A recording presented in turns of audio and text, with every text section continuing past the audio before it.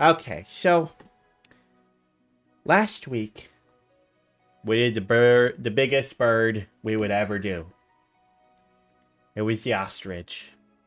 And I told Iris today we're going to do the exact opposite.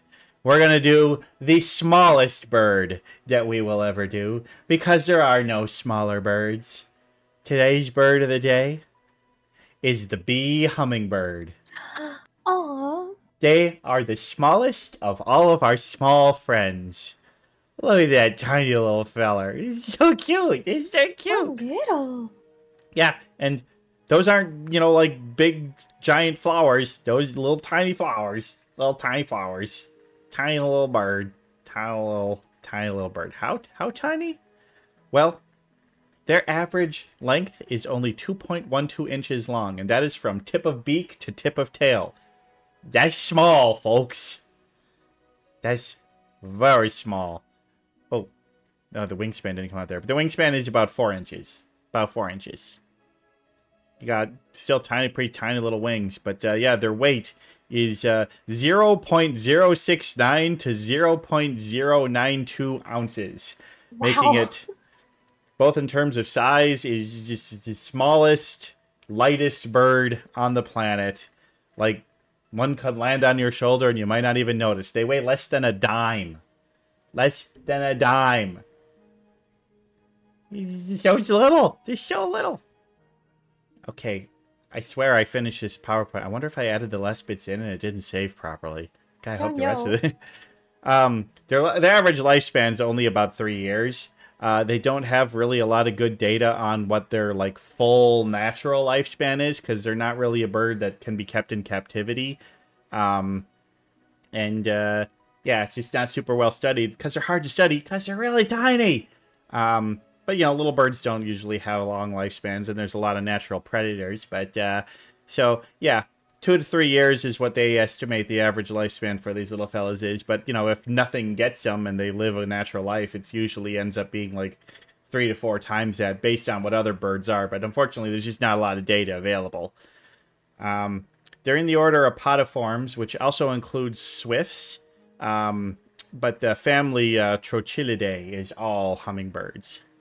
And where are you going to find these folks? Cuba. That's it. Only Cuba. None of the surrounding islands, just Cuba. They are Cuban birds.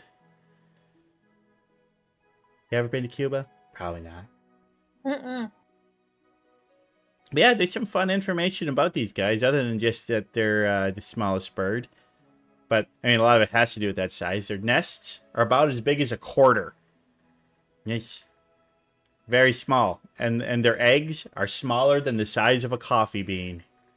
And you can see one picture down there with somebody's finger. It's like, that's to scale. That's how small their nests are. It's like, you wouldn't even see it on the ground. Like, up in the tree. It's just like, it's so small, you'd never be able to spot it. It's just a tiny little cup.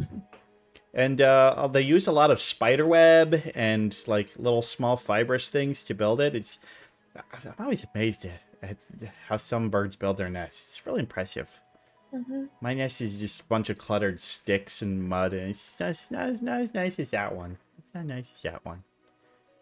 Now these little fellers, they are solitary birds. They don't form pairs. They don't live in flocks or anything. Basically, once they're fledged, they just go and live life on their own and eat their snacks, eat their treats. And during mating season, the males and the females will basically like be, you know, the males will do their little mating dance and show off their iridescent shiny feathers. The males have those bright red feathers around their heads. The females do not. And the shininess and iridescence of their feathers seems to be a pretty big thing for their breeding. It's like, that's what the ladies like. It's what they like.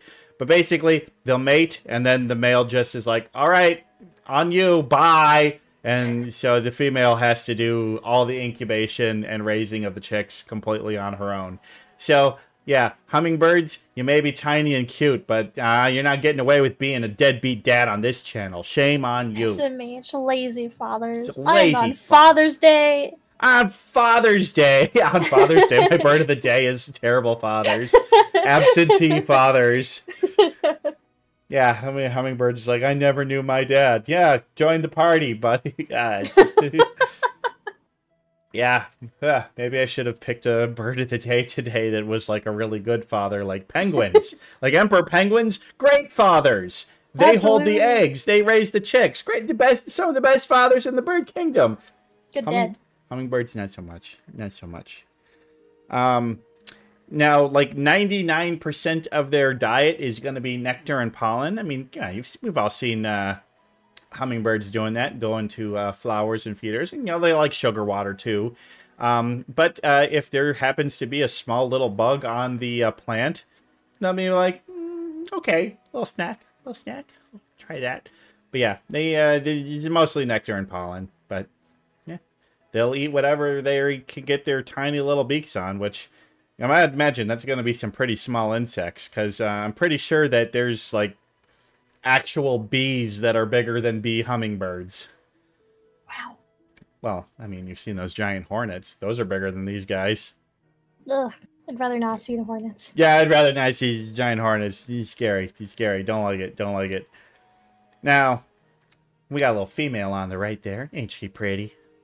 Gorgeous. They are, of course, as hummingbirds, known for doing everything very fast. In typical flight, they'll be flapping their wings about 80 times per second. Per second! I can't even do 80 times per minute. That's crazy. And the males, while doing the mating display, sometimes they can get up to 200 times per second. It's just like, how? How? I don't get it. I don't get it. Probably because it's so small. Not a lot of distance to go, but still. Pretty impressive, if you ask me. And, of course, their heartbeat is also beaten about that many times per second. It's just crazy. It's crazy. But did you know that their little tiny feet on their little tiny legs make hummingbirds in general the only type of bird that cannot walk?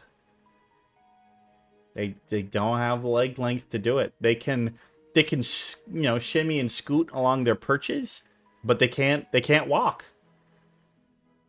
Little tiny legs. I wonder what their legs look like when you pick them up a little bit. It would be interesting to see like a hummingbird with no feathers and just see their anatomy.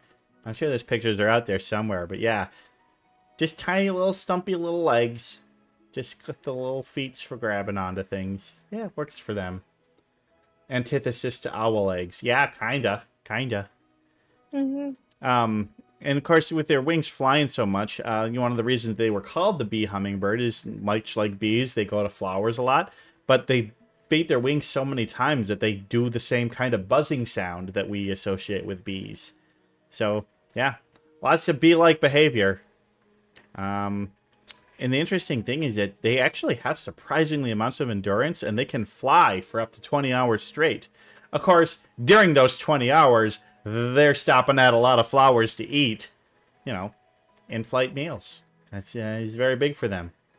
It's big for a lot of birds. One of the neatest things about their flight, though, is that, most birds kind of limited to a few directions. They got to keep that forward momentum going. But these little guys are true hoverers and can fly in any direction. Up, down, left, right, forwards, backwards. Whatever direction they want to go, they can go. It's pretty impressive. Of course, when you're beating your wings that many times, it's kind of a cool little unique adaptation they got. It's pretty sweet. But I thought the most interesting fact about them is that they have the highest metabolic rate of any animal in the world. The number of calories that they burn and consume compared to their body size is just... it's just astounding. Like, literally, can eat all day and not lose it or not gain a pound. I'm envious. I'm super envious. But of course, to keep that up, they do spend about 15% of their entire day eating. I do that too. I don't burn it off as much. But yeah, I guess when you're the smallest, species of something in an entire taxonomical class, there's going to be some pretty interesting and unique things about you. But honestly, let's just say what we were like most about them. They're cute. They're super, super cute. What do you think, Iris? What are your thoughts now that you know a little bit more about the bee hummingbird? What do you think of these little fellers? I think they're adorable. I mean, it's a shame that they're a deadbeat dad. But the males are pretty cute. I like their red feathers quite a bit. Very like attractive. Yeah. Although I figure with your halo, you're probably most interested in peacocks. You kind of got the whole peacock thing going right now.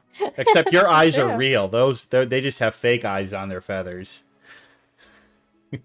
There's also a lot of insects that have fake eyes on their wings. Oh yeah, yeah, moths, butterflies especially.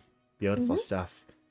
Yeah, the bee hummingbird. I mean, come on. How can I not be a fan of this little bird? They're so cute. They're so small. Smallest bird for smallest VTuber. Are you that small, Iris? I'm not that small. Not that small? Yeah, that small. I'm actually trying to think of, like, in terms of, like, purely based on their lore, who the smallest VTuber I know would be. And it's just like, I don't know, like, Agelias, who's just a red-winged blackbird. He's a pretty small bird. It's gonna be one of my bird friends. Or a fairy. Oh, fairies. If you know any fairies. I do know a few fairies. I don't know how canonically large they are.